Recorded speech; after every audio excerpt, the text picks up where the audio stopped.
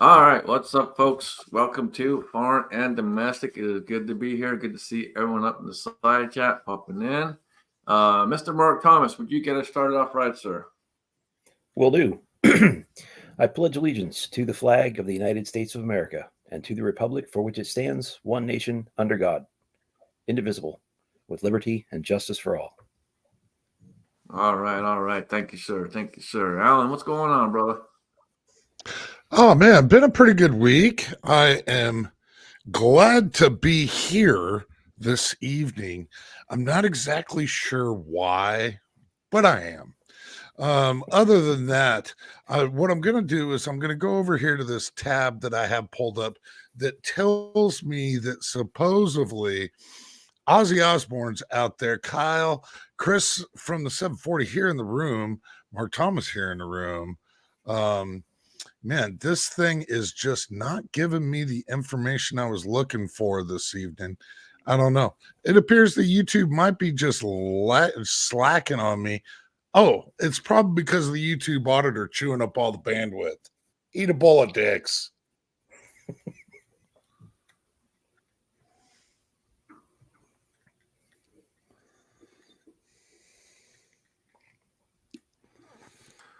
All right. Jamie, what's going on, man? I got to follow that. Man, I can't do it. It don't take much. Thanks for having me, guys. Hope we all have a good time tonight. Merry Christmas.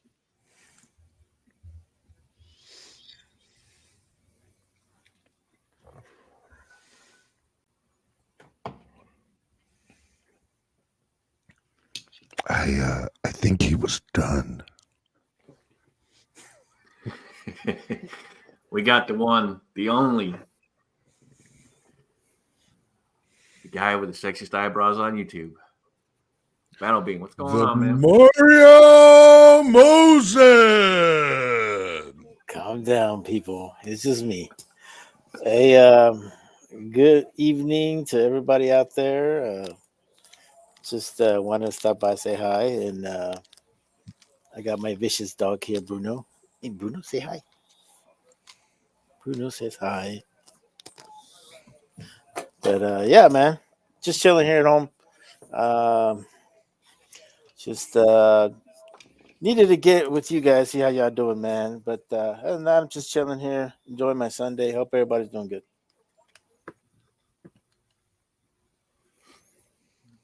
All right, Mark, what's going on, dude? Oh, just having a nice Sunday. Awfully rainy here in Pennsylvania today. A little bit cold. But Seth asked me this morning if we could make a range trip. So we headed down to the range for an hour or two and blew through a couple 100 rounds of ammunition. I wanted to test out those 41 Magnum loads, and unfortunately the battery on the chrono died. It's just one of those things. But we had a good dinner. I had a pot of ham and bean soup on the stove all day. So just settling in here for a nice evening to chat. Awesome. Chris, what's happening? How much, man? Thanks for the invite. Been looking forward to this today. Been a busy weekend. I loaded up. Let's see. I did 1,000 rounds of 9mm, and then went out and filmed all morning yesterday. Did some editing today. It's been busy, but doing what I want to do, having fun.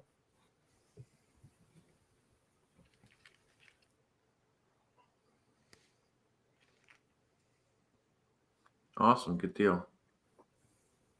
Well, we were supposed to have a guest, but apparently he's not going to make it. So my apologies for that.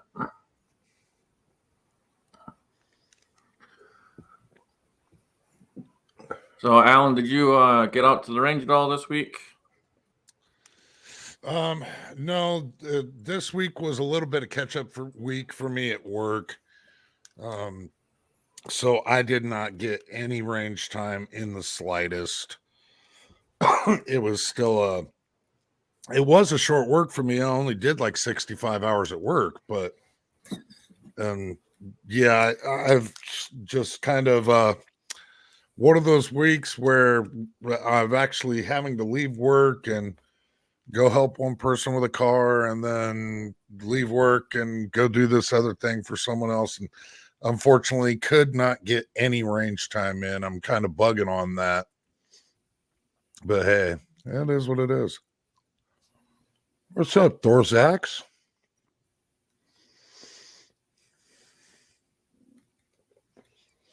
So for folks out there, you might see the layout's a little different up in the corner over there.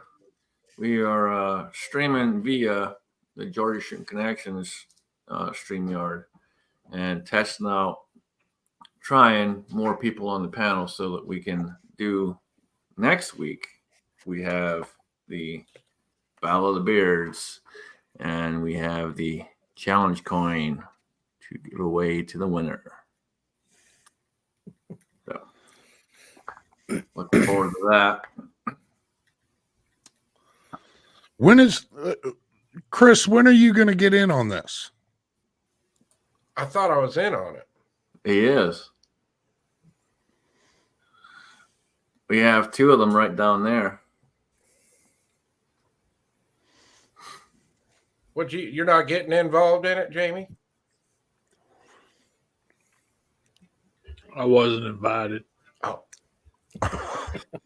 We got to have somebody as a judge. The fact of the matter is this time around, both the Scotsman and myself will not be able to judge. yeah. There's been a lot of times that it's been, called rigged because we're judges. So we're going to step to the side and we're going to let Allen run it as usual, but we'll let everyone else be judges and give their opinions and see how it goes. Hey, man, anytime you do anything on a live stream, I mean, as soon as it's over, bang, instantly. Hashtag rigged. Yeah, there's no getting around that.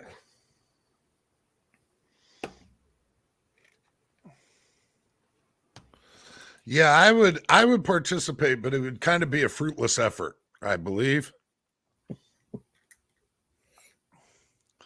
I mean, my beard is just like 2 hairs thicker than Mario's at the moment. So Yeah, and actually, I just didn't feel like shaving this next couple of days. So I'm like, yeah. oh, you're gonna outpace me here by Tuesday. So Oh no, man, I can't do face hair, bro. It's never been my thing.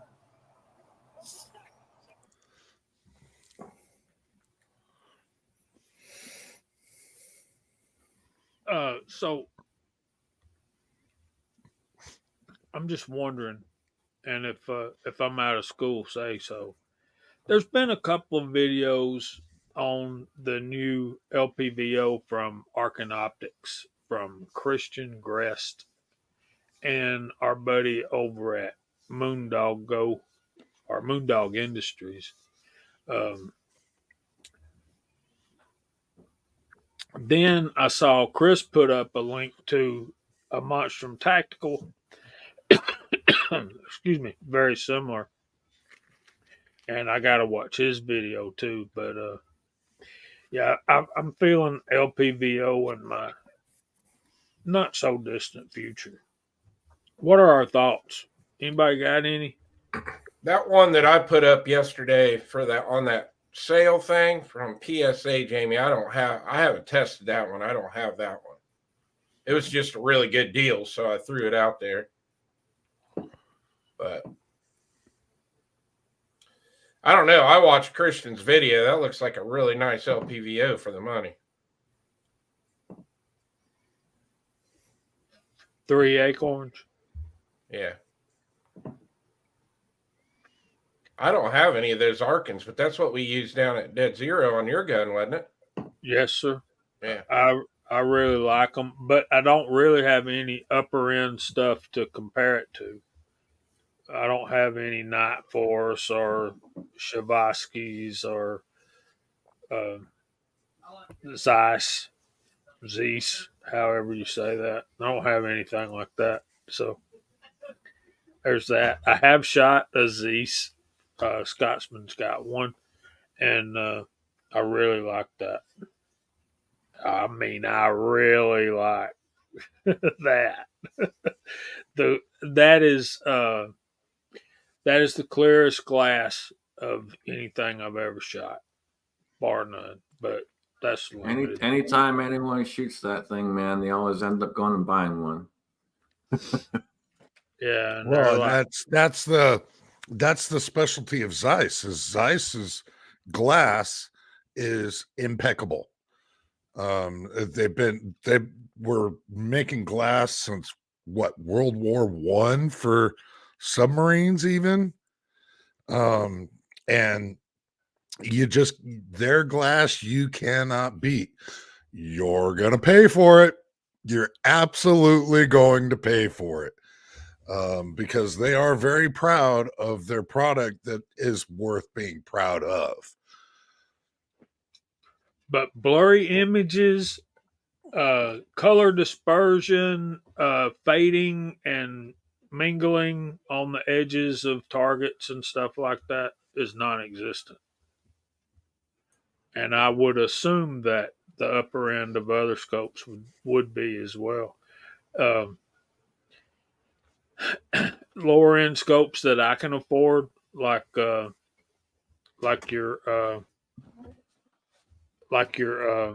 Bushnells, some of your Bushnells, Arkin, that kind of thing.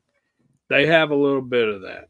I ain't gonna lie, but that Zeiss, whatever. How you say it anyway? Zeiss.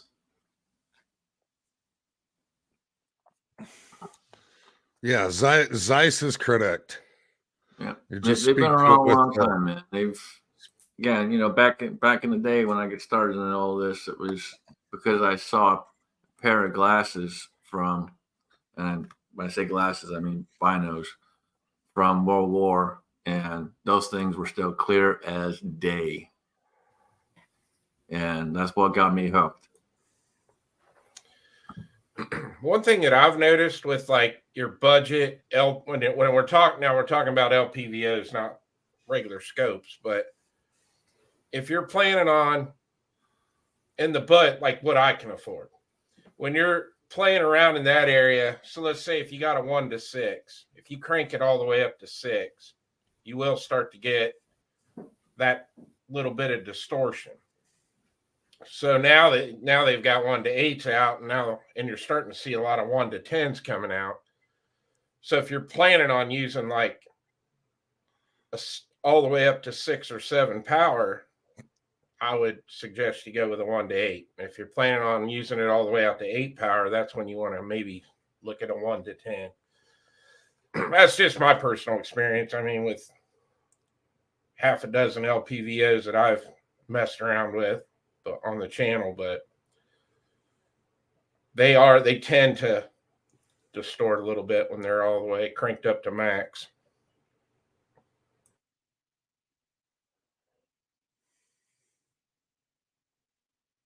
Yeah, I got that one from Monstrum, but I haven't got it up to distance yet. So we'll have to see what happens when I get it up to distance.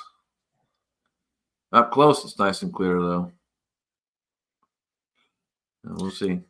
Yeah, and it's not that it's not usable. I mean, it's fine, but you will start to see a little bit of that distortion.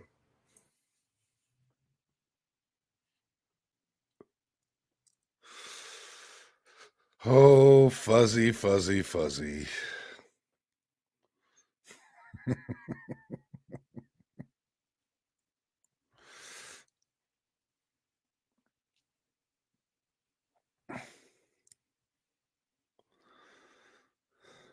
Gotta love our favorite cat herder.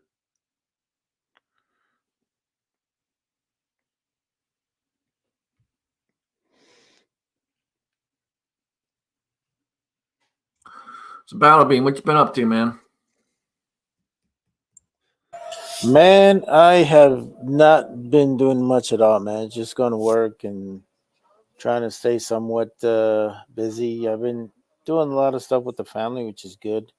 So I know you sent me invites before, man, but it was I had a family outing or something that preventing me from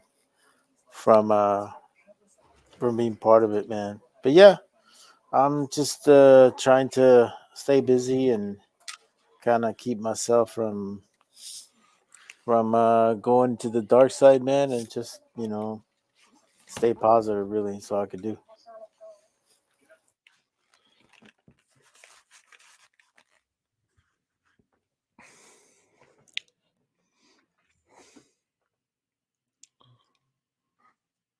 All you Is can do, anybody buddy. talking? I can't hear a damn thing in these.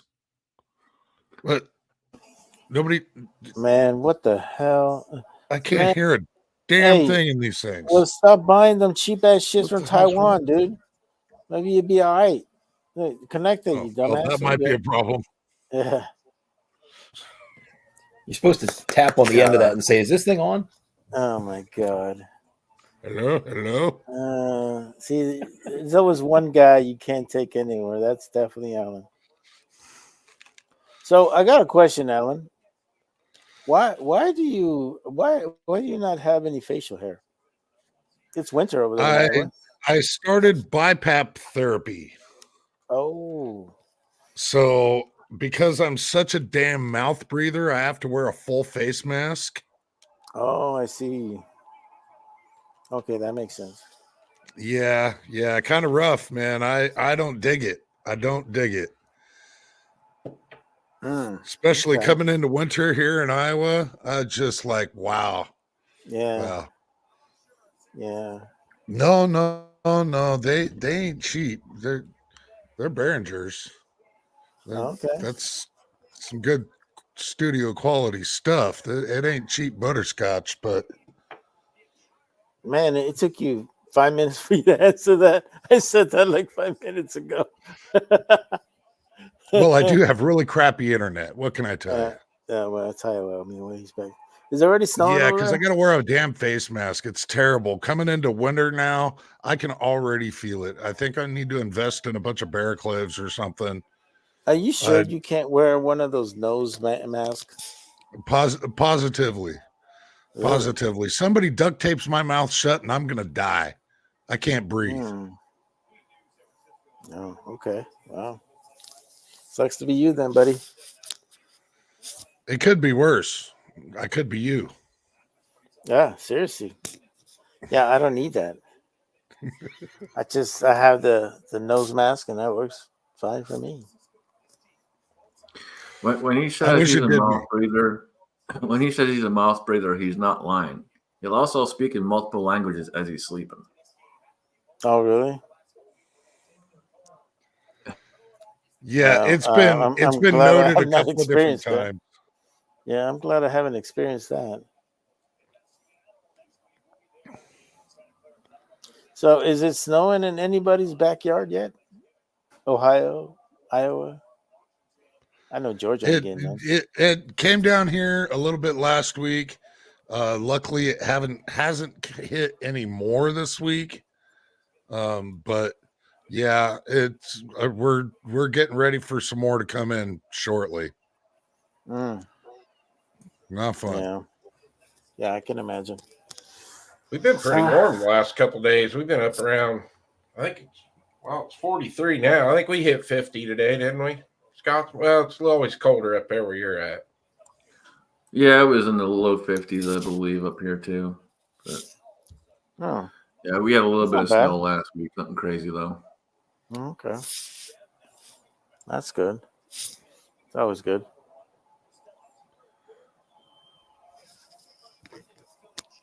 Hey, so that new shield that you got, is that something you just recently came up with?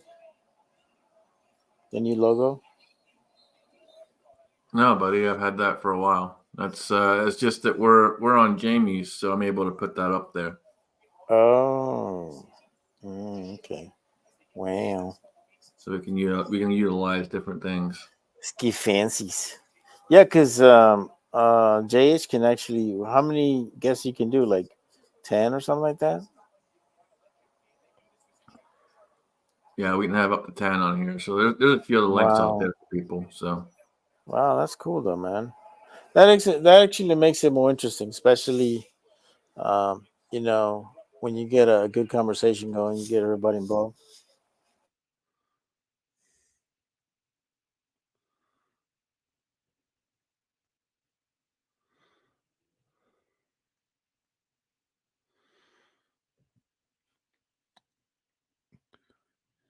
Yeah, that is quite interesting. So, uh, Paul and Curious, just set me up to where I could wear a beard, and man, I'm telling you that looks like a good time, a damn good time.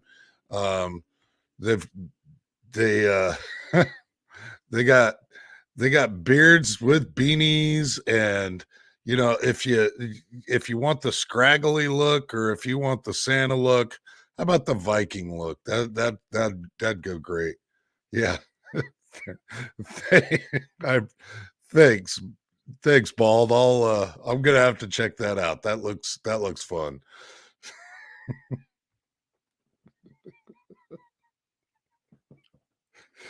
I can get a black scraggly one and live vicariously as the Scotsman, except I'd have to shave my head again. What I didn't see was the bearded CB look, that classic, or the ZZ Top look, like my brother right Oh, there, or the Mountain Man look, like Mark Thomas and this.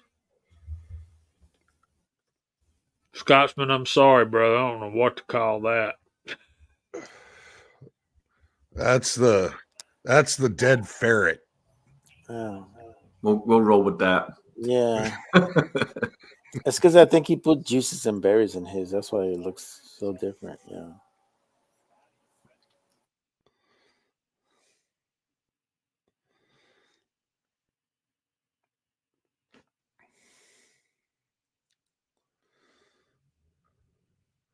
So, Mark, what have you been up to, good sir?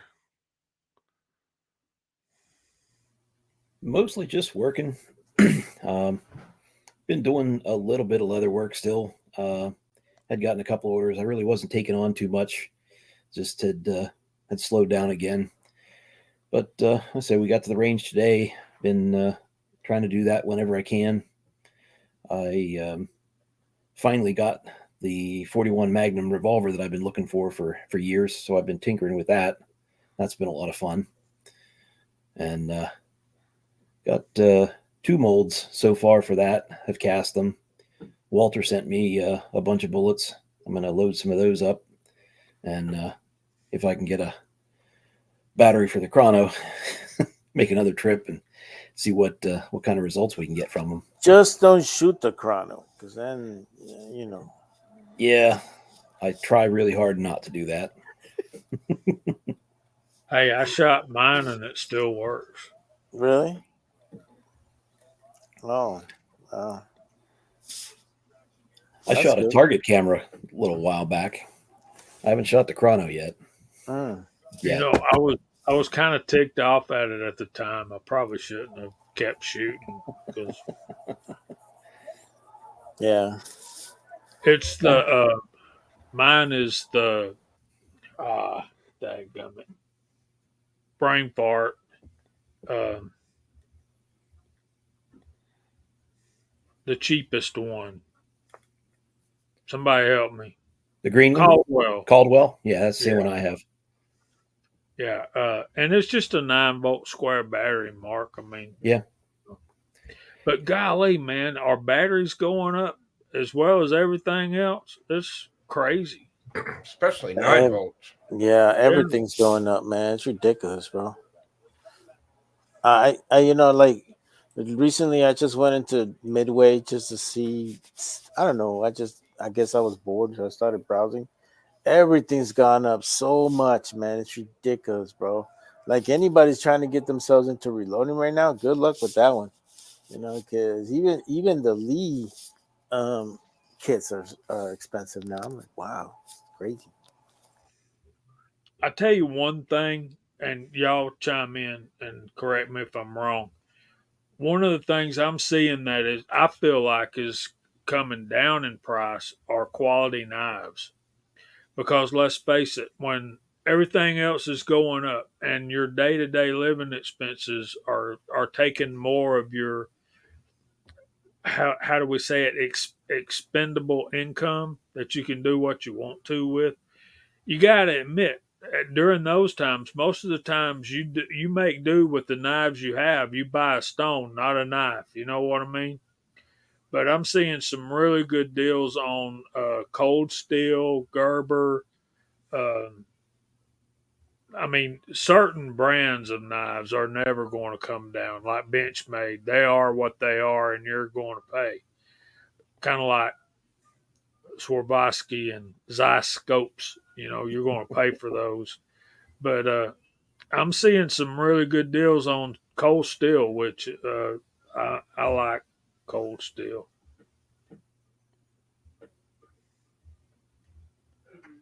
Yeah, Warsaw says he best brands he's encountered is Kershaw and Cold Steel. Kershaw's okay, but I think Walter Davis says he's seeing that too.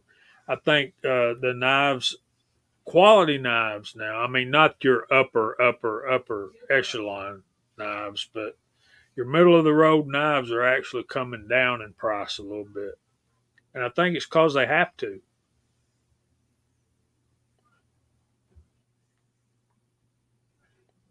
Okay, this is where somebody else jumps in and actually says, Oh something. my God, you're totally right.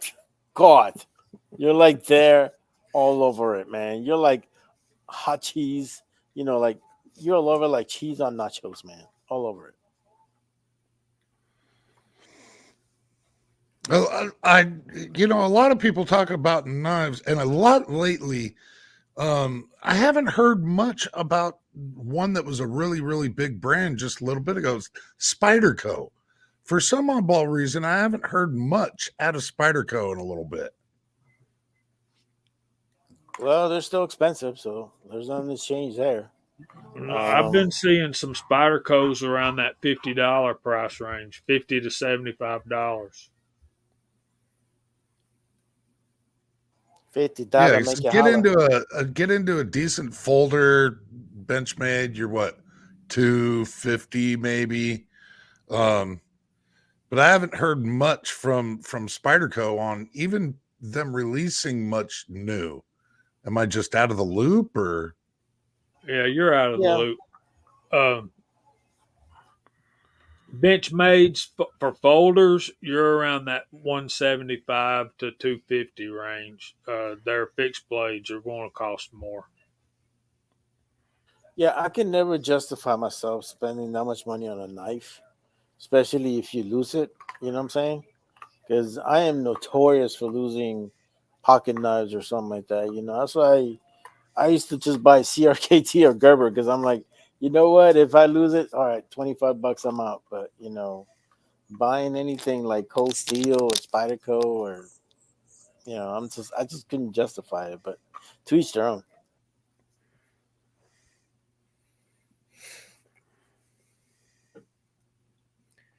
I think the last knife that I spent any money on was treated myself to a good classic Buck 110. I had one long time ago, lost it, and hadn't replaced it, so got myself a new one. Good knife. Didn't Buck knife didn't they get bought out by somebody? I'm not sure if it's them or K-Bar, one of the two. Because I was noticing the K-Bar is not really making that many knives like they used to. Oh, Ontario Knives is the one that went under. Yeah. That was really sad because, I have so much other stuff, because being in the military, you get issued so much for the bayonets or the other like hack looking thing that they gave us when we went to deployed. So I had a lot of their stuff from Ontario. It was pretty sad to see them, fold.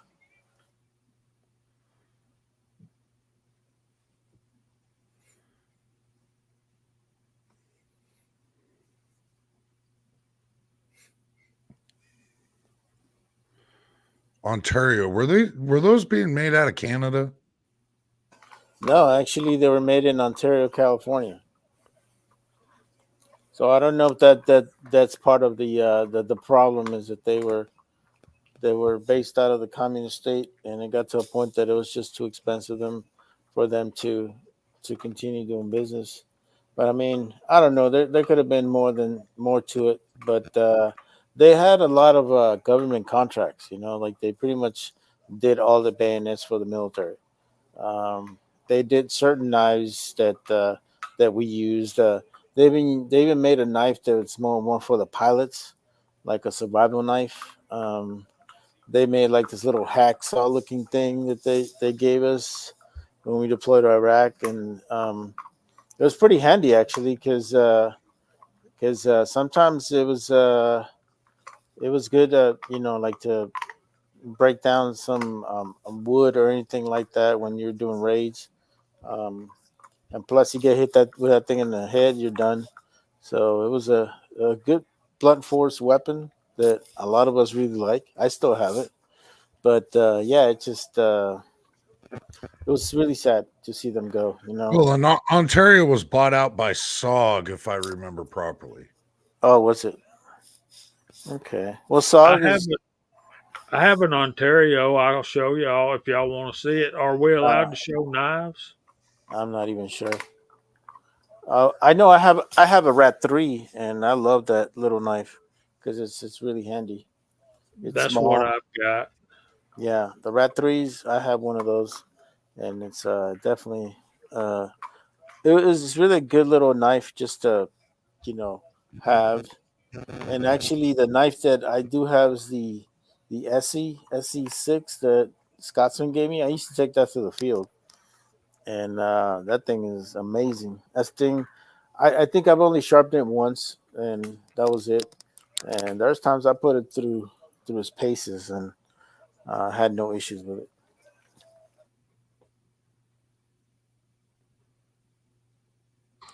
Yeah, those are badass knives, man. I really like my Ontario. What's going on, Hillbilly? Hey fellers, sorry I'm late, man. My mom's not feeling good, and she called a little bit ago and wanted something from the store, and so you just can't say no to your mama, especially when she's not feeling good. So sorry about that.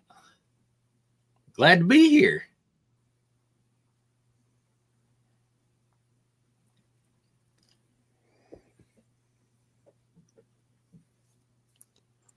What's going on, man? What's happening with you?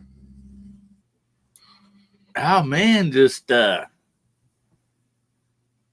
finishing a wonderful weekend. We great shows Friday night and Saturday night, and then now Sunday. I mean, that's a lot, a lot to be blessed with right there.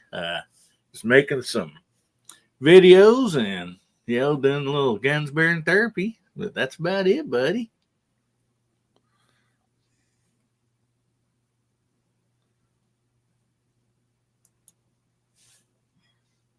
Well, that's awesome, brother. Good to see you, man. I know I haven't had a chance to connect with you via chat. So, hi. Hey, yeah, buddy, nice to be on here with you. Yeah, I hear you, brother.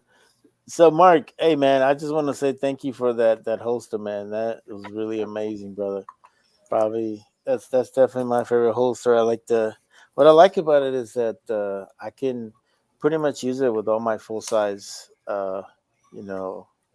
pistols that I got, and it's pretty cool. So I'm kind of glad that you got I got a little bit of history of the Second Infantry Division because it's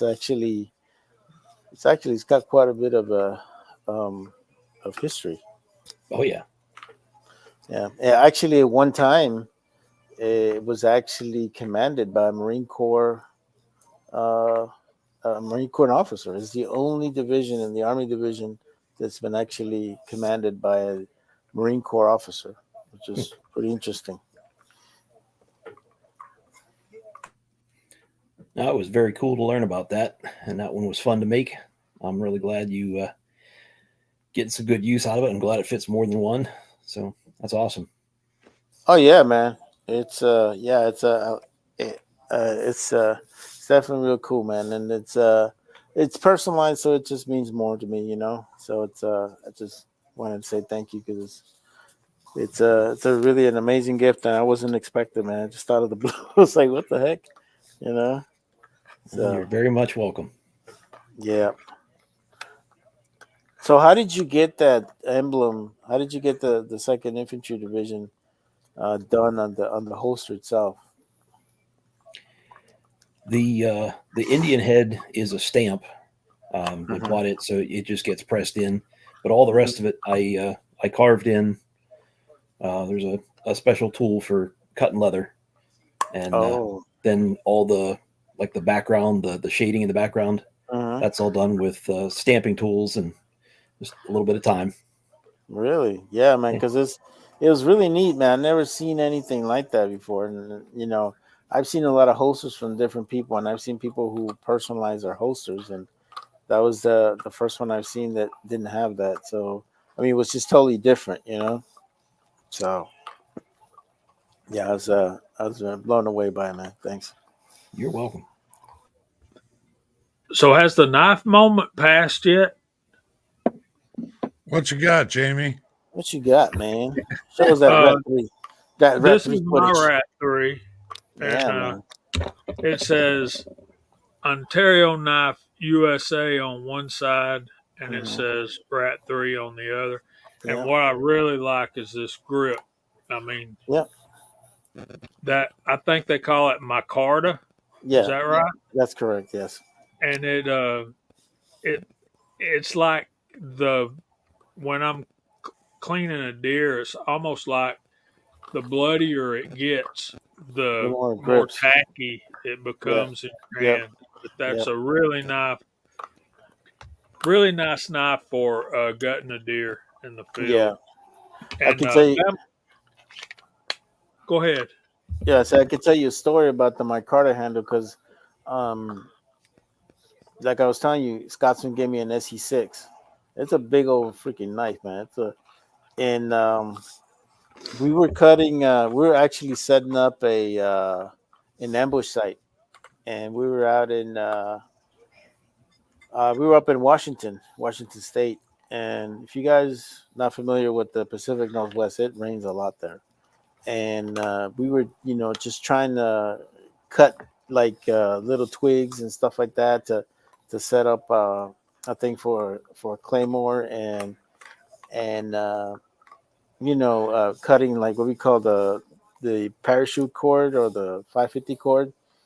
And man, that thing just cut like nothing, man. It just went through it, you know.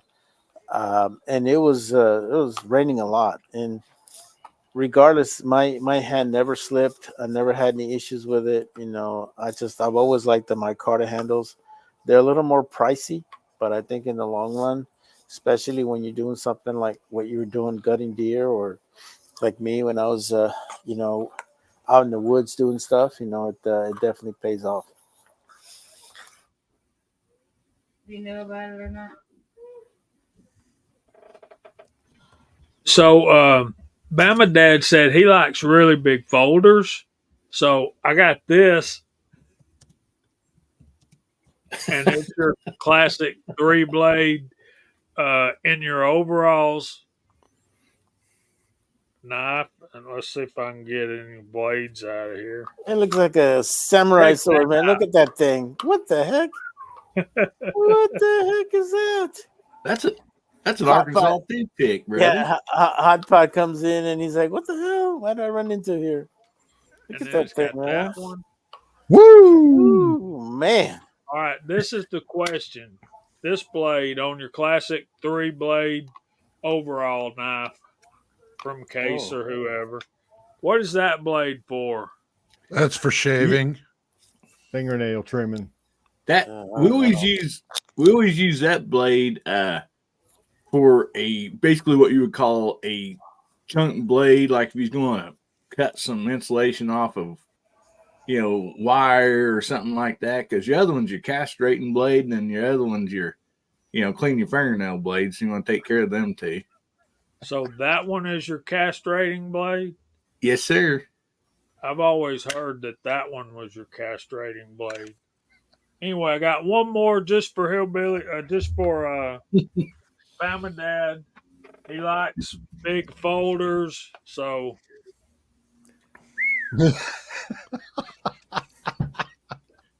I love it.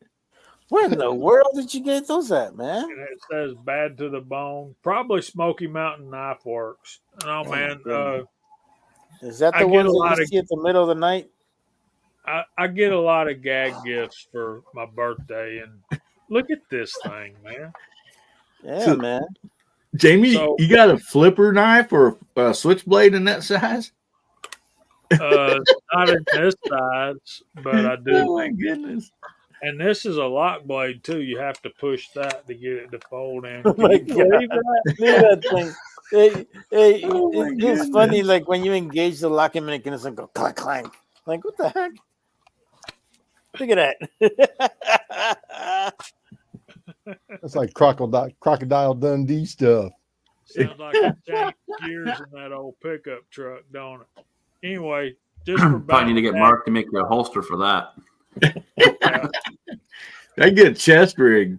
That's not a holster. That's a duffel bag. Man, that's like half of a cow right there, man. I'm thinking 2 cows, but anyway, I thought y'all'd get a kick out of that. Jamie, I just got a perfect idea for a video for you with those knives. Well, we'll talk. Yeah, that's pretty crazy. So, yeah, I hear you, Bald and Curious. It does sound like a 63 Impala door shutting down. Hey, I saw a 63 Impala today by my dad with it was a 4-door, 283, straight headers, no exhaust. It was loud and obnoxious, but I talked to the guy, so there was that. So Loved it, didn't you? I did. That was the first car I ever drove out in the cow pasture. Was my granddad's. It had a 283 with a 3 on the tree, 4-door. This was a Bel Air, not an Impala, but there's not a whole lot of difference. Same difference. Nah, my mom had a Bel Air with 3 on the tree. 4-door.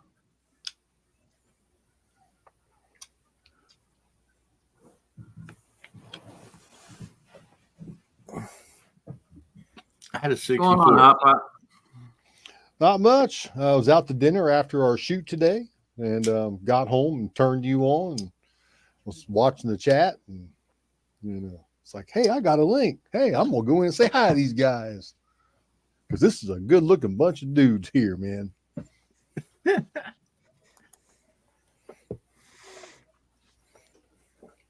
Had a really good shoot today. I got to shoot with a guy named Tom Castro. If any of you are familiar with Tom. Excellent shooting classes. A great guy to be around. Lots of good advice.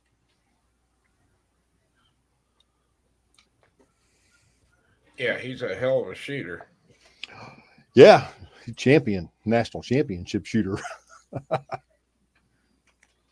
He was shooting his Canic rival today and cleaning house. Wow. I'm really wanting the Canic rival, the S, the metal frame one. Oh, man.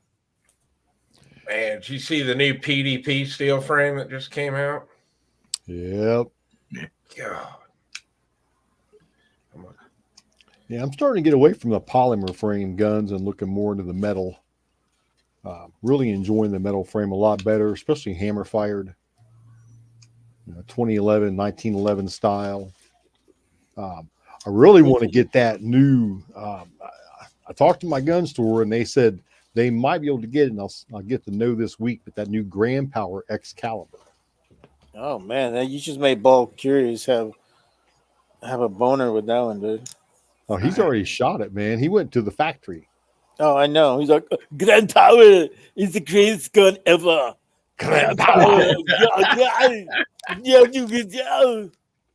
This one is set up for competition. Red Dot's got a full dust cover, so all the weight's out front.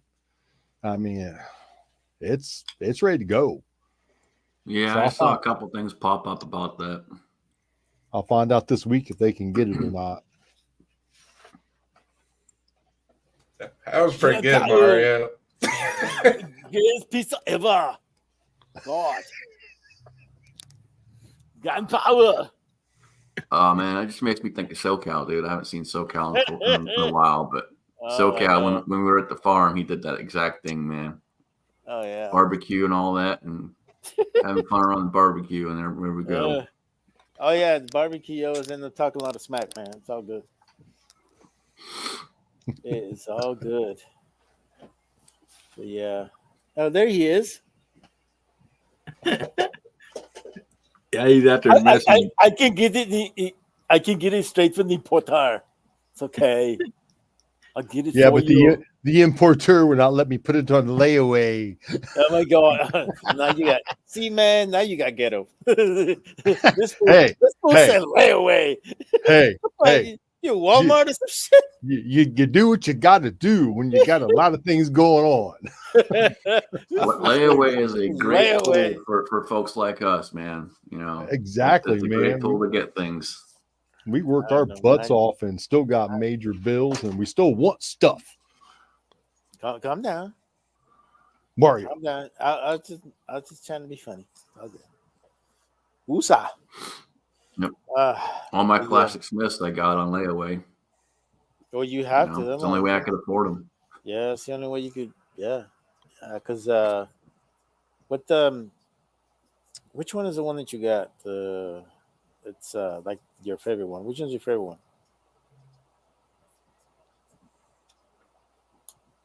Which one's your favorite revolver, Scotsman?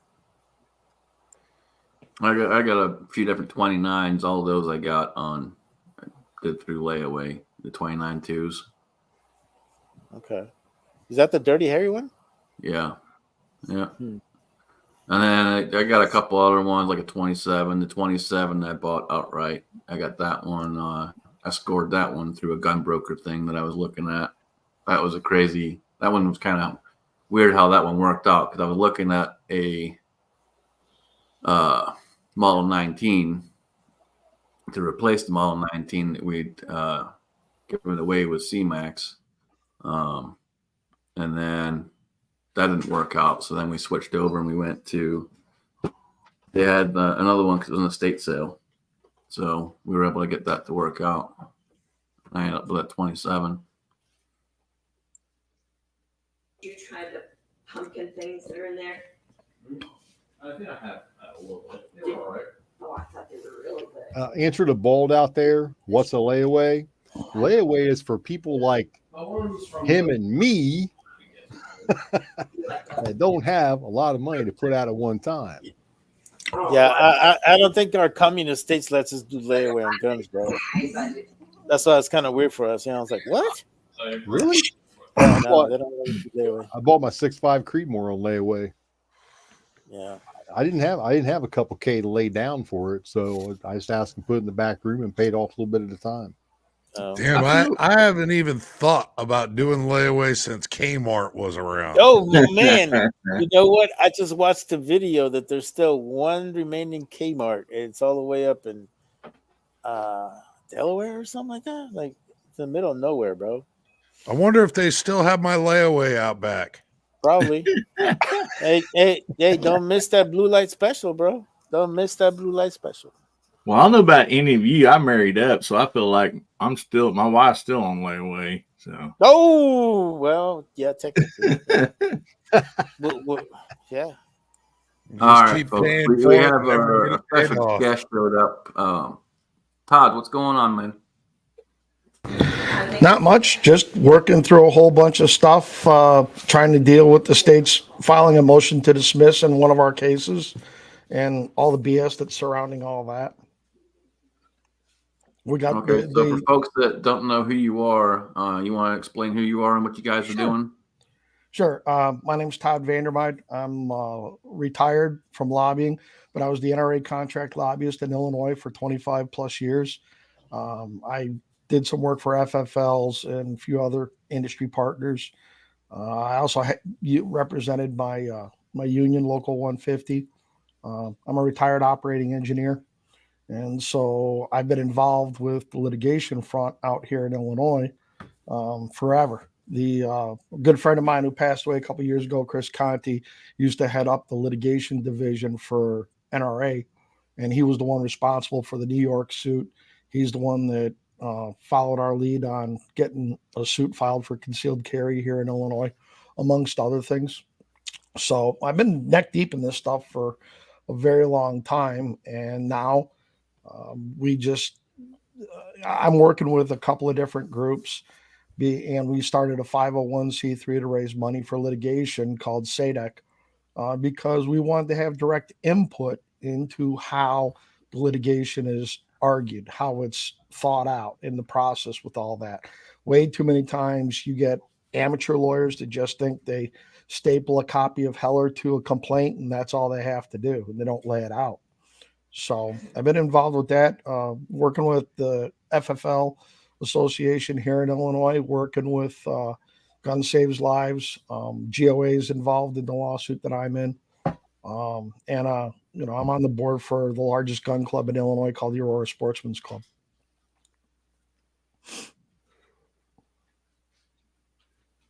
Well, nice to meet you, man. Good for you. Yeah. So, they just filed the rules for the registration of so-called assault weapons. I'm going through all those. We've got a hearing. To my knowledge, the lawsuit that we amended, we're the first group in the nation to take registration on as unconstitutional head on, post New York. So that hearing is coming up on the 12th. We're asking for an injunction. The state's asking that our case be dismissed. So we'll see which way it's going to go. This judge is a pretty good judge. I don't think he's going to buy their motion to dismiss. He actually, when we had the first set of arguments for our first injunction, he sat there and said, "Does anybody want to address the 50 caliber issue?" And one of the lawyers stepped up and started talking about, at Revolutionary War times, it wasn't uncommon to have 60 or 72 caliber rifles. And the judge looked down and said, "Well, isn't it a fact that George Washington carried a 56 caliber pistol?" How many judges know that kind of stuff? So that's when I call him St. Stephen because his name's Stephen McGlynn. But yeah, so we've got this challenge coming up. The state had to respond on Friday. We got their 49-page brief asking for the claim to be dismissed. And that's, we're up to our eyeballs in this stuff right now. So we got a terrible ruling out of a 3-judge panel on our injunction because we had prevailed in Southern Illinois. There are a couple other cases up in the Northern District that didn't get an injunction. There were like 7 cases that were all combined. And so we did that. And then Judge Easterbrook, who ruled against us in 2015 and who ruled against McDonald, ended up on this panel once again. And we got a real shitty ruling out of this motions panel. So we're just fighting all that back. And the goal is to get to the Supreme Court as fast as we can. Nobody thought we would be probably on the leading edge of that because Duncan and Miller were out in California, were way ahead of us. And then you got Bianchi over in Maryland that should have come out by now. There's some speculation as to games that are being played there. And I'll take it a step further than what some other guys are. I think you had a 3-judge panel that was going to give us a good ruling. And I think that, like Mark Smith from 4 Boxes said, one of the judges ran and made a claim for en banc before the panel issued their decision. And I think the reason the liberals are doing that is because the liberals they don't want to split in the circuits. If you have a hostile decision post New York in the 7th and you have a pro decision out of the 4th Circuit, now you've got to split in the circuits. And that's what really gets the court motivated to have uniformity. Just like Merrick Garland's gone up on the bump stocks because you have split decisions in the appellate courts. So you got all that. And, I think they're back to what they did in 2016, to where they were playing a waiting game. They thought if they got Hillary, then they would get a majority on the court with Scalia dying, and that was going to be it. They were going to get their way. And then Trump won, and Trump got 3 picks. And Mitch McConnell, the one thing I agreed with him on was he held up Merrick Garland. I grew a pair for that one. And now we are, right here trying to get a couple of more cases. And, they've already got a lineup. They got the Rahimi case. They've got Cargill, which is bump stocks. I think this SEC case that was before them last week, I think it's a sleeper 2A case that people just have. I did a couple videos on it, but nobody's paying attention that the 7th Amendment to the Constitution has never been incorporated against the states. And so here you have a guy challenging the administrative law process. And in that particular case, under the SEC, the agency gets to decide whether or not it's administrative adjudicated or they take you to court. It's their pick. And with that, I don't think the court's going to buy that. And that has all kinds of implications for ATF's administrative adjudication on FFL revocations and stuff like that. And then Thomas has written on this previously, and Thomas doesn't buy this public rights theory to where that, whether it's the EPA, OSHA, whoever, the SEC, that, that the government can create these public rights that agencies enforce. And so because of that, he kept going back to individual rights and liberty and stuff like that, which means I think there could be some implications for all the red flag stuff and all the civil orders. We've got a terrible clear and present danger standard here in Illinois that the state police put a report out a week ago, boasting about that 4,000 people have had their FOID cards revoked out of clear and present danger.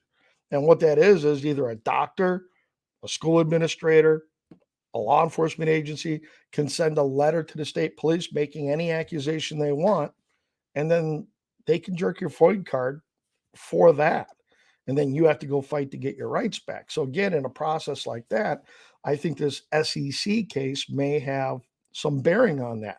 And then if you add in the Rahimi case, which was a civil domestic violence restriction for a civil order, I think when you start stacking these things up, they're going to have a hard time.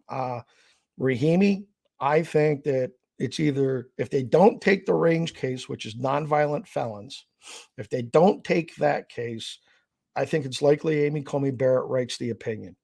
If they're going to take range, she wrote a dissenting opinion about that very subject matter when she was on the 7th Circuit. It was very favorable to, hey, if you've done your time and you're nonviolent, then okay.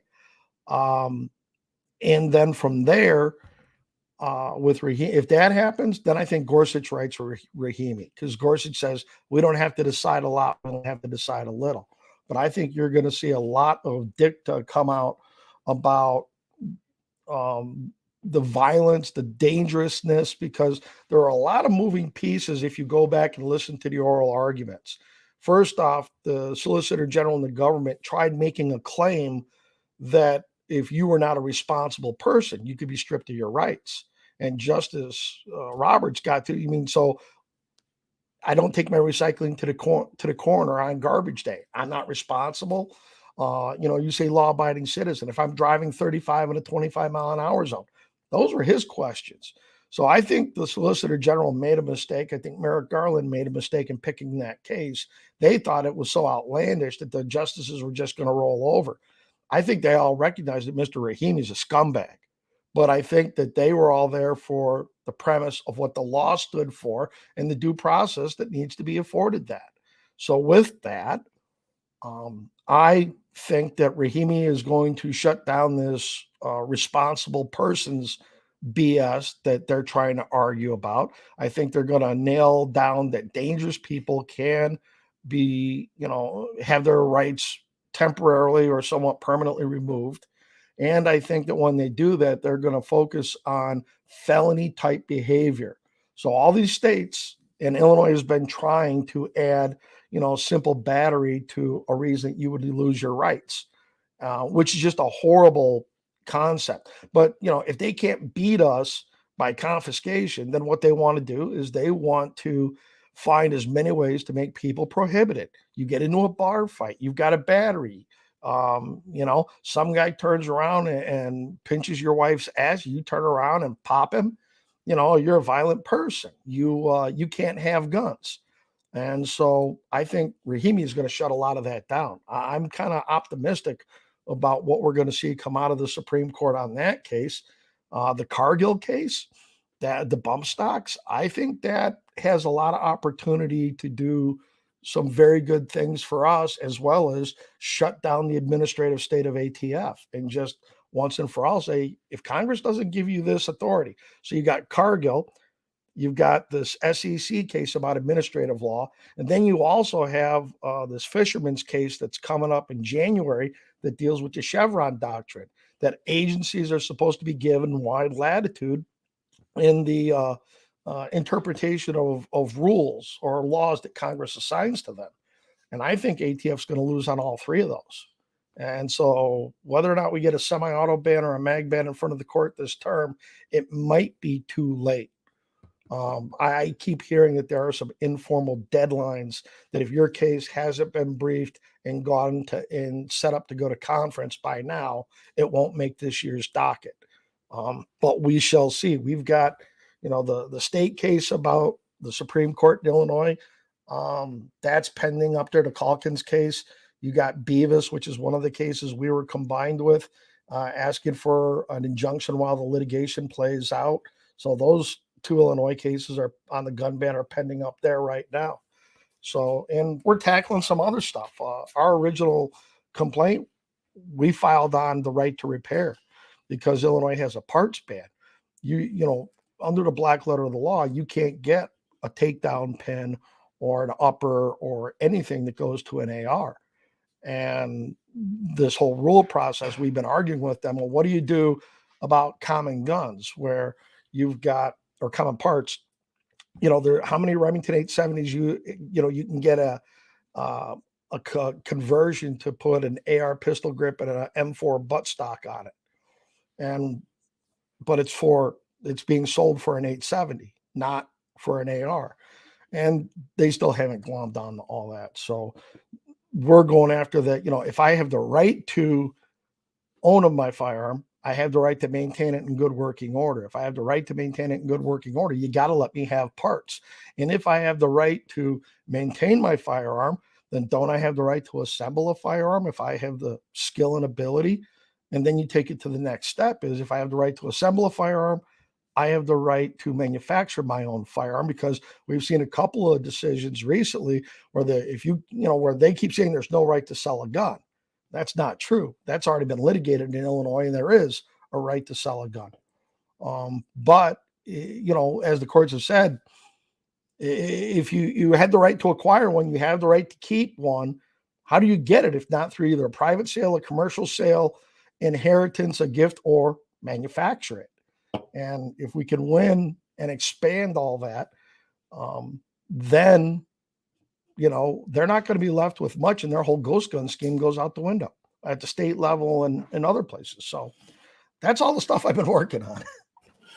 I got a question, Todd. So I take it Illinois is in the 7th district, correct? 7th Circuit. Yes, we are. 7th Circuit. Okay. So how do they usually, is it usually more liberal based there, or is it 50-50, or how do they usually? As far as Republican to Democratic appointees, we're about evenly split. The problem is Easterbrook was a Republican appointee who's just horrible on the issue. He's still pissed off because he thought he should have been on the Supreme Court and not Scalia. And he's just harbored that grudge. I was in the courtroom when McDonald was argued back in 2010. And Easterbrook literally looked at Steve Hallbrook, one of the attorneys on our side, said, "Counselor, this isn't the end of the stop. You know that. I know that. Why don't you just save your time?" That was his attitude. And then he wrote the Friedman decision in 2015 saying that because the local semi-auto ban could make the locals feel better, that was good enough. So I call him frivolous Frank because he ignores that passage out of Heller, excuse me, on page 8 where it said someone made the argument bordering on the frivolous. Only those arms in existence at the time of the founding are protected.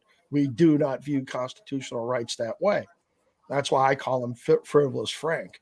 But the 7th isn't bad. We've actually, I mean, they ruled in our favor on concealed carry back in 2013, and the Attorney General didn't take it to the Supreme Court because people tell me that, the anti-gun movement got to them and said, look, we've only lost Illinois. You're the last state without a carry permit. If you take this up, we lose the nation. And it would have been that much, you never would have had New York possibly. So, but that's what it is. I know you talked a little bit about some of the laws that you guys are dealing with right now with red flags and all kinds of stuff. I think there's always going to be some people who are concerned who have mental health issues, and then for some reason they're going to be put in that same type of scenario. Have the courts kind of drawn the line as to what they consider somebody who's a threat and somebody who's not a threat? Not yet. And there was a challenge several years ago, a case called CULP, C-U-L-P, to where an active duty military personnel was stationed in Southern Illinois at the Scott Air Force Base and wanted to get an Illinois carry permit, and they used our mental health standard as to the reason he couldn't. And there's only like 4 states in the country that have a mental health standard that's as scary as ours. So that hasn't been adjudicated yet. I think there's going to be some case law coming up. We'll see what Rahimi says about dangerousness. We'll see what comes out of this SEC case about administrative law functions and your right to a trial by a judge or a jury. I think there's a lot of building blocks that are going in that are going to be very favorable to our side come June of next year. How has the Bruin case helped you with some of the litigations you guys are currently going through? Obviously, our judge in Southern Illinois gets it, and there's a couple other judges down there that get it as well. But there's a fair number of Obama appointees, and Easterbrook he's got his head buried so far up his ass it isn't funny. He just thinks that he can cloak this rational basis interest balancing bullshit because he cites a couple of historical laws. I mean, in our case, they took this district judge named Jenkins who was using laws from 1934. If you read, anybody that has a 6th grade reading comprehension knows that Bruin, New York says it's 1791, maybe 1865 at the latest. Nothing in the 20th century, nothing. And so if you get the judges to follow it, not bad. We've won a couple of cases. There was one state court judge downstate where he said that just because they've been arrested, you can't, revoke their FOID card. You can't do that. They got to be convicted of certain crimes before you can do that. So it just depends on where you land. Cook County, not so much. But it's being beneficial, and it gives us the upper hand in briefing the cases.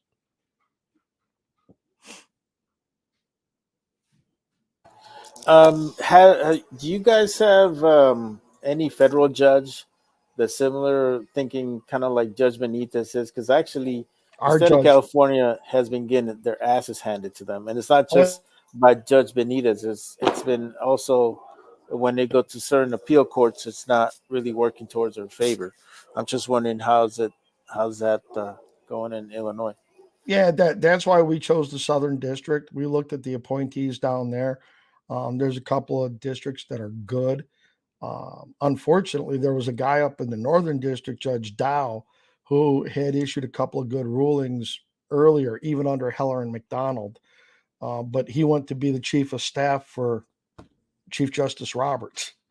So we lost him out of the Northern. But Steve McGlynn, I call him St. Stephen. He's been right on there. And so it'll be real interesting to see what our hearing on the 12th goes like. Out of all the justices, I mean, because we kind of know like where their stance is. I think the one that to me that sometimes it's kind of 50-50 is Justice Roberts. I'm just wondering what your take is on Justice Roberts and how he views things with Second Amendment cases. I think he's going to be good. Obviously, he could have gone the other way on New York, but didn't. I think his philosophy is don't make big sweeping changes. Take one bite of what's in front of us and do that. I mean, if you read his concurring opinion in the abortion case, Dobbs, he was like he would not have gone this far, but he would have certainly allowed for more restrictions. And I think he's that kind of a guy, not big wholesale changes. In New York, there was no way to get around may issue, but they said presumptively shall issue licenses are okay. So the other guy, Kavanaugh was good in a dissent on ARs and the DC semi-auto ban. My frustration with him is he keeps writing these opinions, these concurring opinions that he puts this, I don't know, he thinks he's being smart and clarifying stuff. And then his words come back to be bite us in the ass because the other side use them.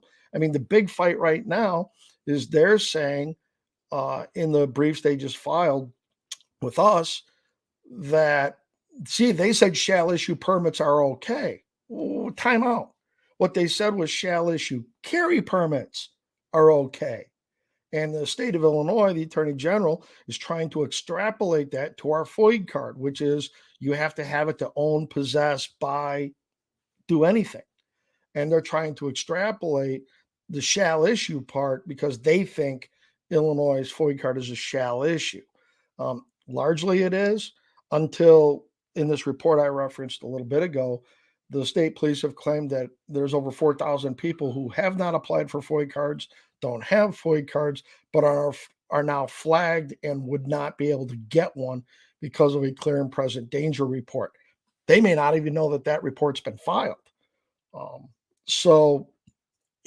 that piece that Kavanaugh wrote, those two sentences, keep getting thrown in our face. And it's frustrating when they do, when justices that are siding with us, look, if you don't have something that's really important, that's not going to bite us in the ass, don't say anything. Just write the opinion. Yes, this is unconstitutional. Here's why. Thank you very much. But we'll see. I mean, we're doing better than we thought we would be doing in a lot of ways. So, but we are up to our eyeballs in litigation, and it's expensive. We're paying both sides. We got to pay our lawyers, and they get to use our taxpayer money to fund all the stuff they want for free.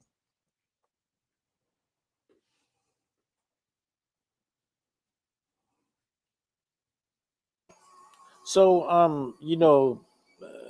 litigators that, have similar struggles like Illinois, New York, California, do you guys ever kind of collaborate on a lot of this stuff, or is it just mostly focused on your region? No, there's, because of the way the Illinois situation unfolded, you've got NSSF has stuck their nose into it with Clement and Murphy. Paul Clement's the guy that argued the New York case in front of the Supreme Court. You've got Cooper and Kirk, who represent Second Amendment Foundation at the appellate level and a lot of that stuff. And so you've got FPC is out there. So we're all kind of roped into this Illinois thing, and we're communicating amongst the groups at that level and talking with the litigators, because there's only oh, let's see. Nager's got their guys. Cooper and Kirk's handling a lot of SAF stuff. NRA's not a real player anymore. NSSF fools around on some of it. They're involved in this advertising lawsuit in Illinois. They're in the gun ban, mag ban lawsuit here. So they're got those two big ones going on here. We're using Chuck Michelle from California State Rifle and Pistol Association president. So there's kind of a finite world. David Jensen, one of the lawyers handling stuff out of New York. I know David, I've worked on cases with him. So we keep talking to each other. We were at the Gun Rights Policy Conference talking with people. So we network as much as we can to try to deal with that. Just everybody's chasing dollars to try to be able to fund more litigation. If we had some big sugar daddy, we could certainly file another dozen lawsuits against the Attorney General in the state of Illinois and drive them just batshit crazy. There's all kinds of stuff for us to tackle, but it's tackling it in the right way and building on a good foundation so that when you win this case, the natural progression would be to take this one over here. Well, if this is good, then this has got to fall over here. So, what are some of the crazy gun laws that you guys currently have in the state that have been? Those are the ones that you guys are really fighting. Like, right now, it's the semi-auto ban, but within the semi-auto ban, there's a magazine ban, there's a parts ban, there's restrictions on where you can carry. If you happen to have a carry gun, let's say a Glock 19 with a threaded barrel, you can no longer carry that publicly. If you come to visit Illinois, the way they wrote this law, if you're here for more than 24 hours and you brought an AR with you, it's illegal. How they're going to hold that one up, I don't know. I mean, think about it. So you turn into a snowbird, you keep a place in Illinois, you go to Florida, come back here at some point in the summer to see family. You can only bring a rifle with you if you're only going to be here 24 hours. What about people that have RVs and decide they want to go check out the Shawnee National Forest for a week or whatever? I mean, there's a lot of crazy stuff there. We've got the FOID card. We're one of 4 states that have anything like that. We've got we got a ghost gun ban. There's a challenge. There are 2 challenges to Illinois' ban on suppressors. We're the only state between New York and California that bans suppressors for civilian usage. So those are the big ones right now. But within that, no carry on mass transit, no carry in parks. There's a bunch of other stuff like that that's out there. We've got this ghost gun law they passed about a year ago. There's there's all kinds of little nuances that fall within these things. Now they want all private sales to go through FFLs. I'm sure that's something that's going to get contested before too long. It's just finding the money to do so. If we had the money, obviously we could draft all these things, file these things, and go after them. But that's the one thing that slows us down. I've got enough. The last time I think I added it up, we had potential for 23 other lawsuits. So, Todd, I have a question. I'm Jamie, JH586 channel. I live in Georgia. I got a couple of friends in the side chat. Lever Guns 50 and Bama Dad are from Alabama. And this is a question Bama Dad posed. Scotsman, is it okay if I put up a comment? This comment right here, and I want you to answer it if you can. I'm shocked that manufacturers haven't formed a PAC so they could fund some of the 2A litigation. I've often wondered that myself. It seems to me like that would be a better investment for people like Glock, Smith & Wesson, the gun manufacturers, particularly the ones that seem to focus on carry guns. It looks like that would be better than advertising. Yeah, I will tell you that we've had some help from some manufacturers. They don't want to be named in litigation because they don't want to have their name on something and get roped into a bunch of discovery, and then have the attorney general issuing subpoenas for all their internal stuff. That's why you won't see a lot of gun companies putting their names on lawsuits. There have been some that have been helping, and we appreciate every little bit of help that we can get. But yeah, you would think that there would be more. There were some Illinois manufacturers that tried to do something a few years ago, and they got sold out by their lobbyist and really burnt that bridge pretty bad. And it was unfortunate that it happened the way it did, and some of that has made them snake bit. So, but yeah, I would agree. I mean, I go to SHOT Show every year, and the amount of times all those guys get hit up for freebies, raffle guns. It doesn't matter if it's from Smith and Wesson to Mossberg to Glock to Vortex or Loophole. There are thousands of people that come by with their hand out asking for sponsor my match, or can you donate prizes to a match, or this veterans charity group, or whatever. And they only have so much money to go around. I can understand that. I do think that if they tie up with the right groups to push litigation, then yeah, I think that word gets out. It would be great advertising and earn a lot of goodwill with the consumers out there. Everybody accuses the gun manufacturers of running everything. The anti-gunners don't know how this thing works. As individuals, we want the manufacturers to succeed because we want to buy their products. It's not them forcing them down our throats, but if they come up with something cool that works, hey, I like that. Everybody's trying to get something that's different or something that's that much more accurate or whatever. And you've seen some of those markets. Ruger's hit a pretty good stride with their American and their precision, brand rifles. There's a lot of stuff like that. Yeah, it would be helpful. We are getting some help from some manufacturers. But again, sometimes they try to do it, quietly, and, until they tell us they want their name out there, we'll honor their request. I can understand that. Now, with that being said, are they, without naming names, are they smaller companies? Because a lot of times you'll see like the bigger companies like Ruger's dropped themselves in it before, Smith & Wesson's dropped themselves in it before over the years, where they're adding to the problem. Sometimes, I'm old enough to remember the Rose Garden ceremony with Clinton and Smith & Wesson. It almost put them under.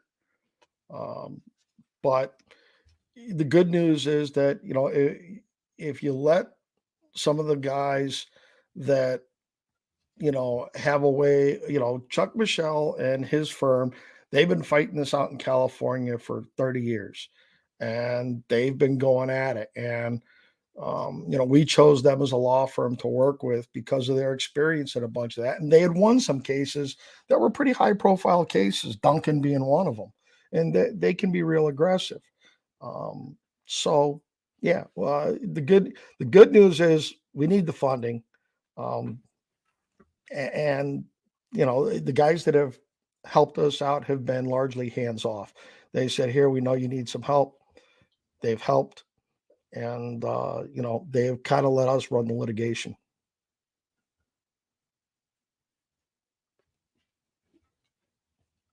Hey, Warsaw, I see you're in the room.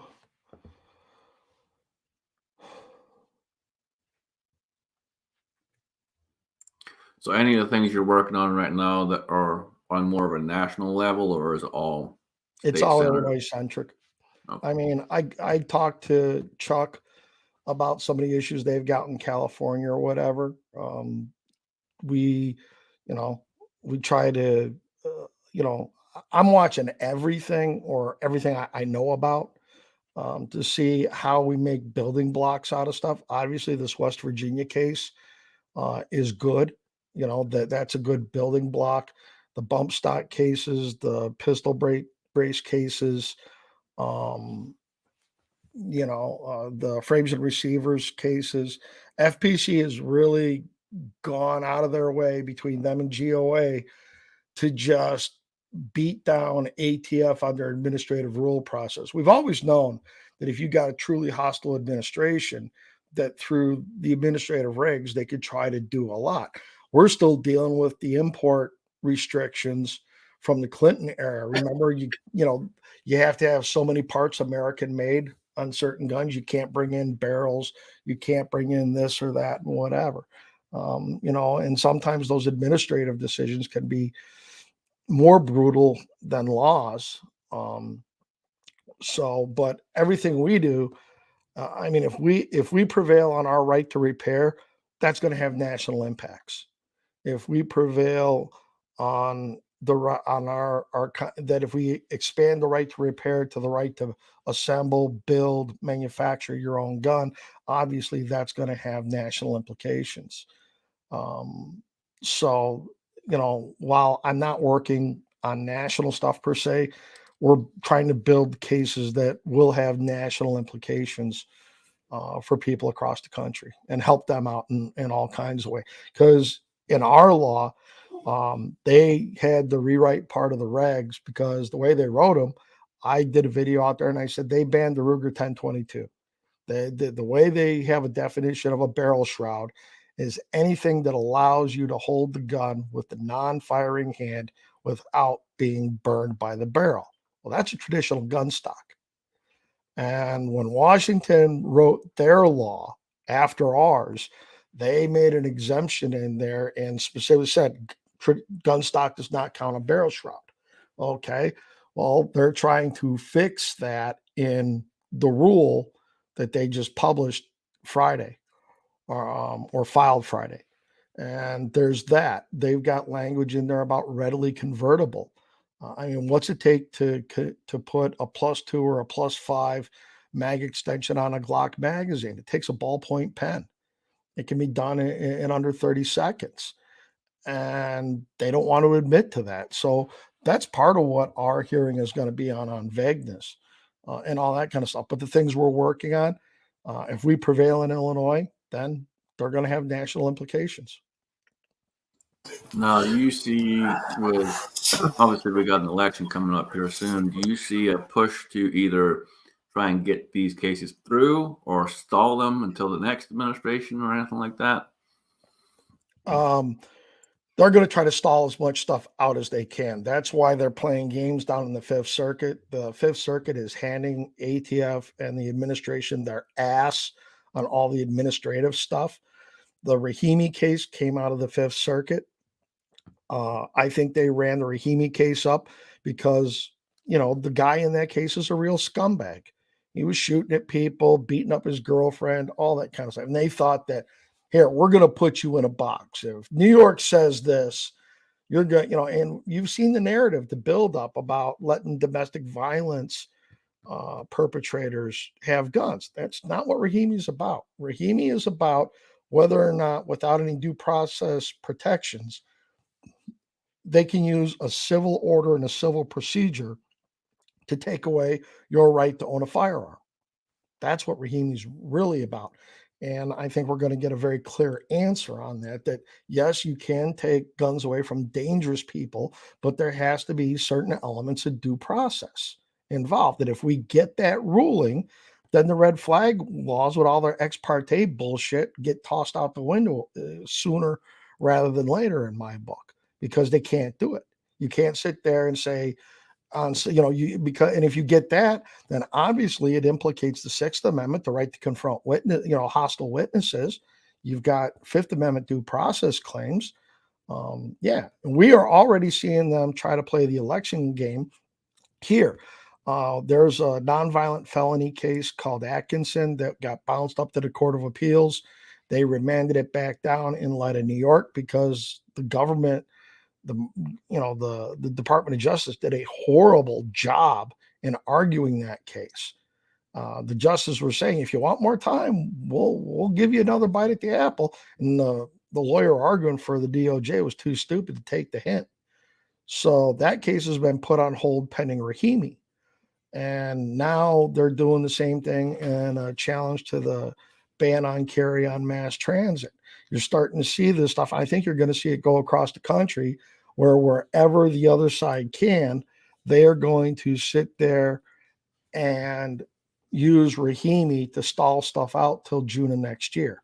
Although I think we might see a decision on Rahimi prior to June.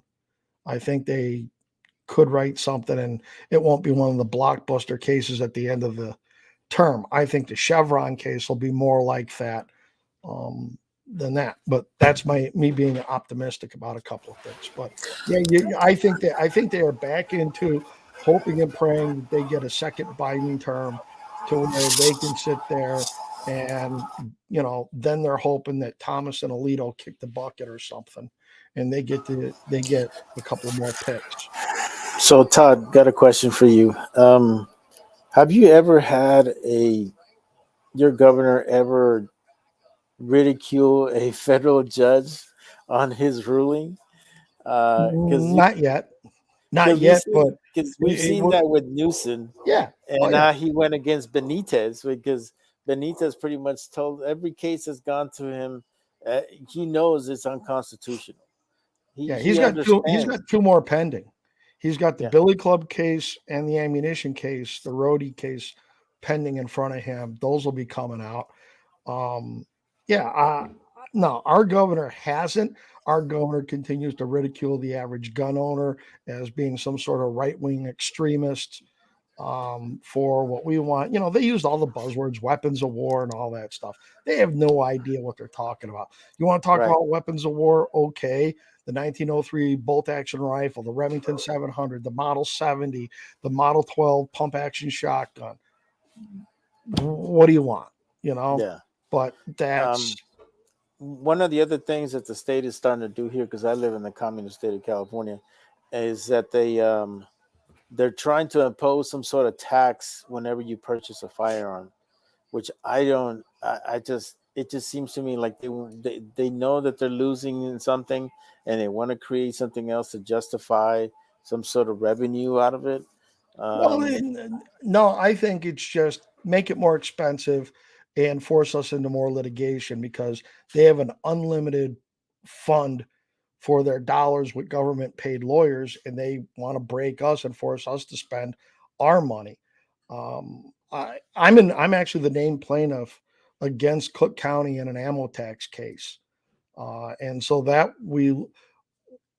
the first case that I was not named in went up to the state Supreme Court. State Supreme Court found the way the tax was written unconstitutional, then went back down. Before the decision could be certified, they rewrote the law. That's where I got involved as a named plaintiff in a lawsuit. And now this is post New York. And the judge in Cook County in our case issued a 1-page decision. It says Bruin doesn't apply, literally.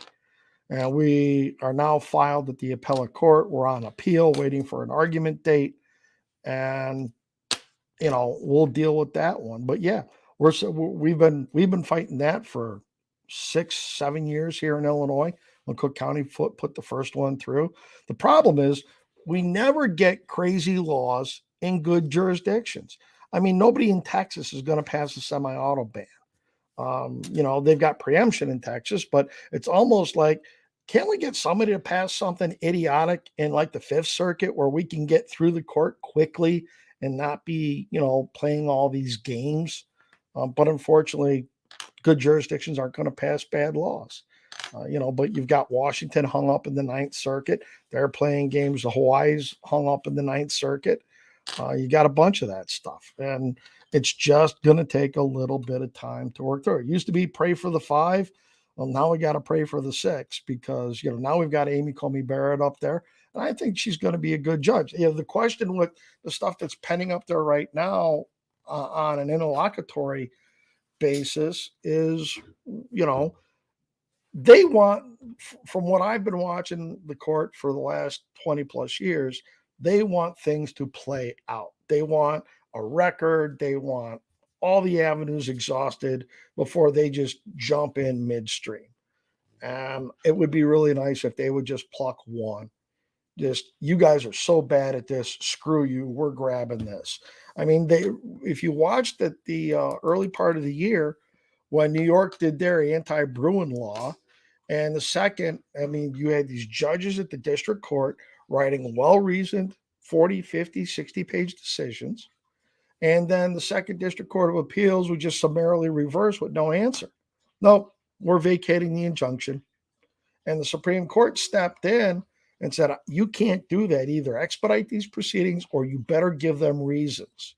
And we think that's one of the reasons our case started moving faster at the appellate level, because they saw the writing on the wall from the Second Circuit, and the Seventh didn't want to get spanked by that.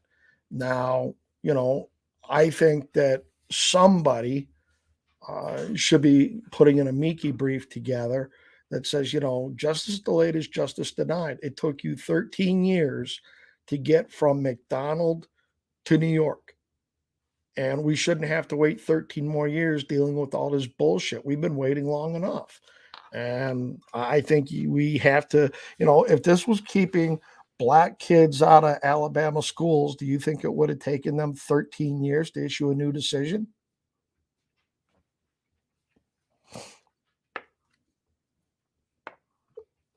You don't know Alabama. I was just there last week.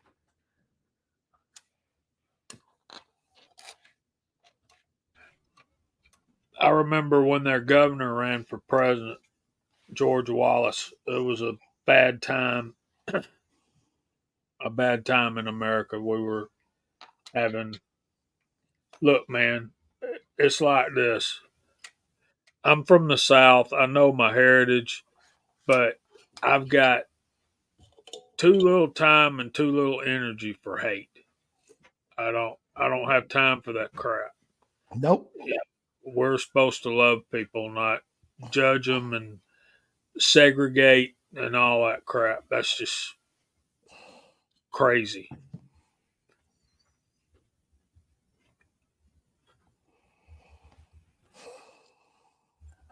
All right. Anyone else got some questions for Todd or anything? Anyone in the side chat? I've been keeping up with the side chat, guys. I've been just trying to listen to you guys and answer questions. Yeah. I'm trying to watch it and make sure if there's any questions or anything, but I haven't seen too many. No. You have definitely enlightened all of us. Guys, I'm just like you. I'm not a lawyer. I'm just a guy who likes guns, but I knew that if I was going to be arguing in front of committees that were comprised of lawyers, former cops, and state's attorneys, then I had to know the law and comprehend the law better than they did. And that was what I did. I'd have appellate court decisions in the bathroom. That was my reading material to sit there. And if a gun decision comes out, I read it and I put it in my Adobe PDF and I start making highlights and notes about certain things and doing all of that. And so that, we're better informed about what the law is. And then you watch all the stupid shit that they keep throwing at us and how to just tear it apart. And, and I think in our en banc petition that was drafted by Erin Murphy, I think she threw some really sharp elbows. And I know that there's this collegial kind of thing with lawyers in federal court, but in our briefs, I believe we ought to be throwing some very, very sharp elbows and calling them out on their lies, their bullshit. And, that's why, like I said, Frank Easterbrook, that federal judge, I've nicknamed him Frivolous Frank in my YouTube videos. And, the only thing he's proven to me is that his ego is bigger than Gabriel Iglesias' waistline. And I don't think, we shouldn't be pulling punches on this stuff. And, our fat ass governor, I refer to him as Pizza the Hut. He's Fred Flintstone. It's but he's a billionaire, so those guys get like that and they can do that. But we're, we're going at it. We're not taking any of this stuff lying down. We've got a few more aces up our sleeve. I got to wait, and I'm really waiting to see what the state's briefing on Cargill is going to be, how they're going to go after the bump stock issue. There's a ton of stuff out there. It's just arguing it smart, and too many local lawyers, local guys want to sit there and just staple New York to their complaint and say, see, we win. And they don't lay out the best case. And while you would think it should be that simple, because anybody with a third grade reading education should be able to read New York and see what it says. Obviously, a lot of these judges they're still trying to find holes. The line that gets quoted out of Heller all the time is the Second Amendment is not an unlimited right. No shit. We all kind of get that. I mean, nobody's advocating for nuclear warheads, although they literally made that argument in federal court. One of the judges said something about that. And in our first injunction hearing, the state of Illinois showed up with pictures of man-portable anti-aircraft launchers, saying, well, these are bearable arms. We're going to have Stinger missiles hanging out. I don't know. But they will go to those lengths, to the absurdity of it all. And that's like, okay. And it's just our job to push back and beat them down. So I got a question in regards to the injunction. Mm-hmm. So whenever there's an injunction done and there's another hearing that's done, can you kind of explain to us what the process is? Is it similar to when they do the opening and closing of a case, or is it? No. And so what happens is, so we filed, in this case, we filed our original complaint. Right after our complaint, the relief we asked for was a preliminary injunction and why we should get a preliminary injunction. So we had a hearing before the judge. The judge found that the criteria for an injunction, irreparable harm, the suppression of rights, and so on and so forth, and that there was a likelihood of us prevailing on the subject matter. So they issued the injunction. The state appealed our injunction up to the Court of Appeals. The Court of Appeals reversed the position of the lower judge that we were likely to prevail. In the other cases, they lost. The judge ruled for the state, did not give them an injunction, and then turned around and they appealed upstairs saying, hey, this judge got it wrong. And so that part is called an interlocutory appeal, because it's not an appeal on the merits of the case. It's an appeal based on this procedural finding of whether or not we're entitled to an injunction to halt the law and put the status quo before this law took effect back in place. And so that's where we are. We have not had a hearing or a trial on the merits, which West Virginia's case, they got summary judgment. Summary judgment generally means that there are no truly disputed facts. And as a matter of law, one side prevails, and they should not have to endure a full-blown trial that you can argue this out on in paper than all the other stuff. And so West Virginia was summary judgment. That's a final determination by the district court. Now, well, I would wager that the Department of Justice is going to appeal that decision upstairs, and we'll see what the Court of Appeals says. But we have not got to a summary judgment or a final determination phase in our litigation. We are still arguing about, interlocutory and whether or not there should be an injunction. And we've been trying to get that, because had we prevailed at the Seventh Circuit Court of Appeals, then there's an injunction in place. Whether or not the state would have taken that up, I don't know, but to the Supreme Court, but it meant we would have been back to January 9th as we argue out the merits of the case. We'll know more in 10 days as to what happens. Our judge has said that he plans on having the hearing on the 12th on the injunction, and then we will get an answer out of him probably before Christmas. Does that answer your question? Yes. I just wanted to know a little bit more about the process and how that works. So the first process is you file a complaint, and then depending on the relief you're seeking, you ask for an injunction against the state so they can't enforce the law, and then it goes from there. So you've got the merits of the case, then you got the injunction. Those are the typical two paths that you end up going down. So whenever we have somebody who let's say files a some sort of complaint against the state or anything like that, do they usually how does like somebody like me, if for some reason my rights are being violated, I mean, like, who do I go to and say, hey, look, this is what happened to me, do I have a case? Is it usually has to be somebody who specifically knows about gun laws? It Or depends on what you're dealing with, because the part of the remedy in this is under the civil rights statute under section 1983, that if your civil rights are being violated and you prevail, then you're entitled to fees and damages. So with that, what we're expecting is once we ultimately prevail, then we get our attorney's fees back, and we use that as a war chest to fund more litigation going forward. Because we've already raised that money. One of the places some of the judges have tried to screw gun guys over is when we win, they try to knock down the awards that we get. So if a guy's billing out at, say, $600 an hour, they're only going to give you $200 an hour for all his billable hours. And they try to short us that way. But if it's gun stuff, I would look for somebody that has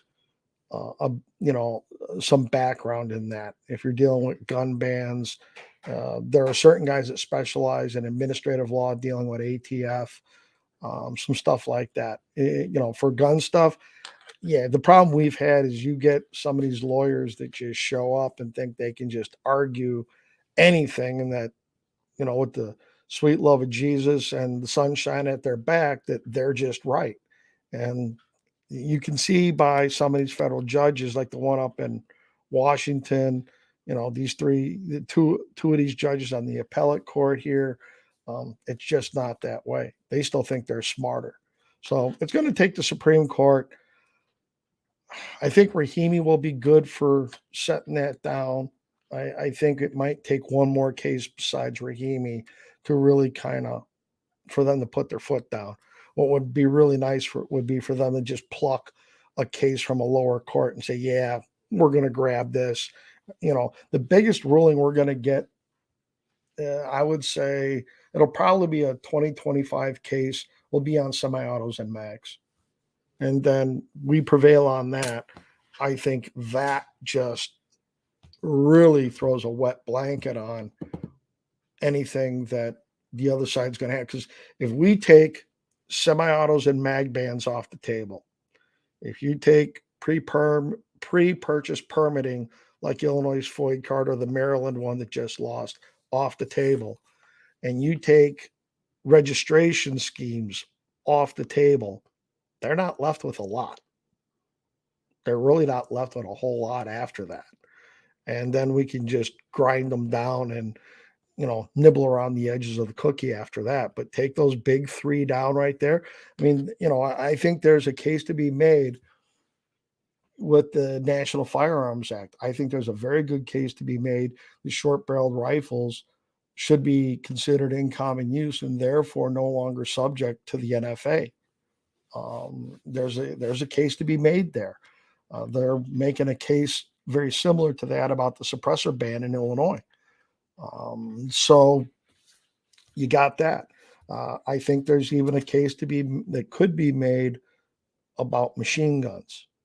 And the argument there is with the Hughes Amendment from 86, it was capped at about 186,000 in private possession, fully transferable full autos.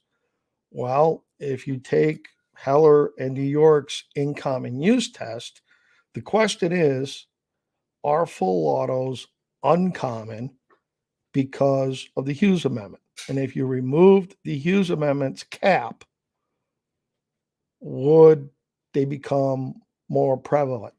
I mean, 30 some odd states allow private possession of full autos. And it's just kind of like suppressors. We've seen what's happened with suppressors. As state bans on suppressors came off, the number of suppressors being used out there just went through the roof. It's over 5 million or whatever right now. It's And like you tell somebody, hey, you can't have this, and they just rebel. They even get more, just like what we're doing right now. I think the ASA, the American Suppressor Association, they put on a good campaign, and they went to good states and said, why is this illegal? Here's the rules that surround suppressors at the federal level. And they made compelling arguments, and they won the changes in state law in those states where it was possible to do it. And once they got that, you saw that. I mean, I don't know how many of you guys go to SHOT Show, but over the last decade, you'd see the number of suppressor manufacturers go through the roof.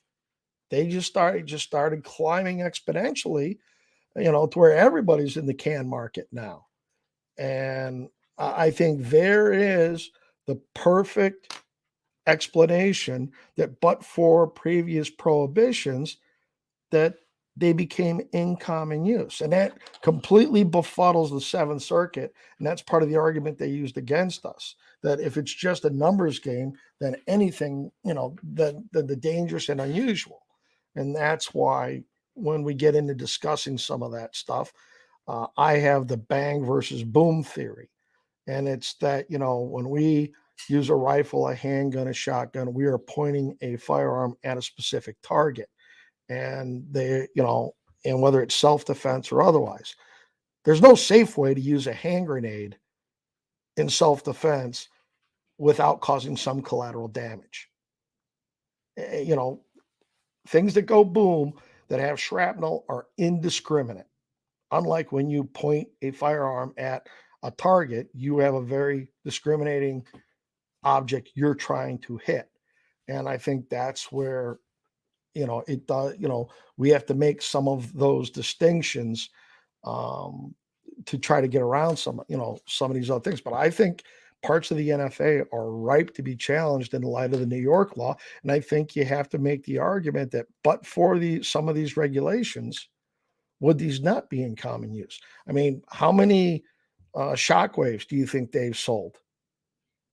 I would say they've probably sold more than 200,000, which would put it above the stun gun number in Katana. So I think there's a lot of ways to go tackle some of this stuff. Just do it in a smart way. And then, just watch the other side run screaming to the hills and we start stacking up wins. I mean, for a while there, we weren't getting any traction. Judges were still ignoring New York, but then more and more judges started coming online and really starting to dive into it. We've had some good attorneys get up there and make some really good arguments in court and brief it well. And I think that makes a big difference.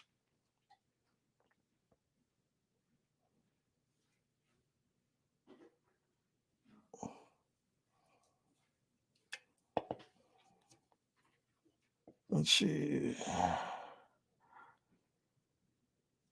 Yeah, the Secret Service guy. Yeah, cops are notoriously some of the worst shots in the world.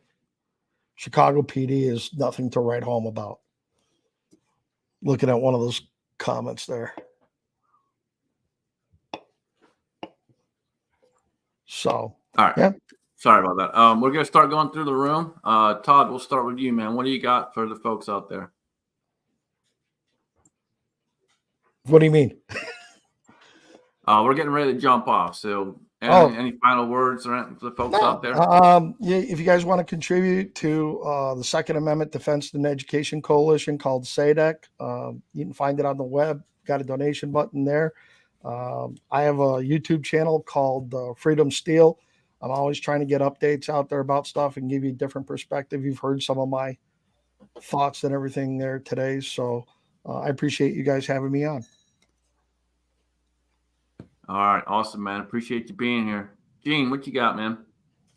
Hey, I want to thank Todd for coming on tonight because, man, that's a lot of info to intake, but very worthy, very worthy. Thank you very much, sir. Greatly appreciate you. No, I was a staff sergeant. Nah, man, just thanks for having me on. I hope everybody has a great week. All right, appreciate you, man.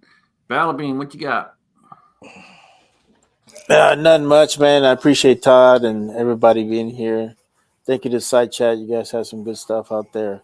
No, Todd, I learned a lot, man, and it's always good to find a lobbyist, because I heard of you guys, but I never knew anybody. So it's good to meet you, man, and it's good to hear what are some of the other struggles that are going on in other states. I thought it was just my communist state that had issues, but guess not. Anyways, that's all I got, man. Thank you guys. Appreciate it. All right, man. Appreciate you. Hillbilly, what you got, man?